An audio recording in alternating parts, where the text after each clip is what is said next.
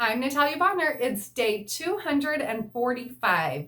Today we're going to be stitching using my 4-in-1 machine quilting ruler. Let's get stitching.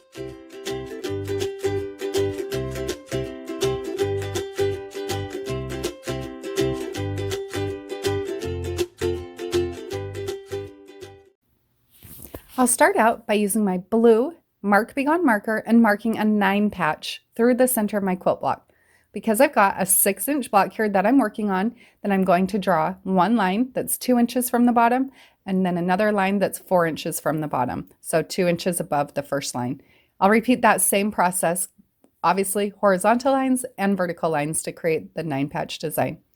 From there, I'm going to begin stitching. I'll start stitching at the upper left corner on my quilt block. From there, using the medium curve on the 4-in-1 machine quilting ruler, I'll stitch a curved line down to the next intersection. I'll repeat this process working all the way from the upper left corner of the block down to the lower right corner. From there, from the lower right corner, then I'm going to stitch, obviously rotating my ruler and stitching back up to where I started. When I get back to that point where I started, I'll now adjust my 4-in-1 machine quilting ruler and using the largest curve on the ruler, stitch curved point-to-point lines back down from the upper left corner to the lower right. Then from the lower right, all the way back up to where I started stitching. From that point, when I get back to where I started, then I'll travel up to or over to the upper right corner. When I get to the upper right corner, I'm going to stitch one point-to-point curve. From there down to the intersection using the medium curve on the 4-in-1 ruler. Then I'll fill that in using the largest curve with one more point-to-point line. Once I've stitched out that one, then I'm going to travel down the ditch across the bottom of the block to the lower left corner.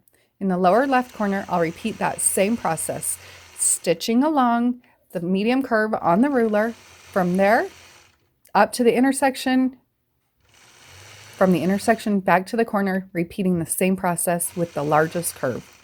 After I've done that, I'll complete the design by finishing off the stitch in the ditch and then misting away those marked ones.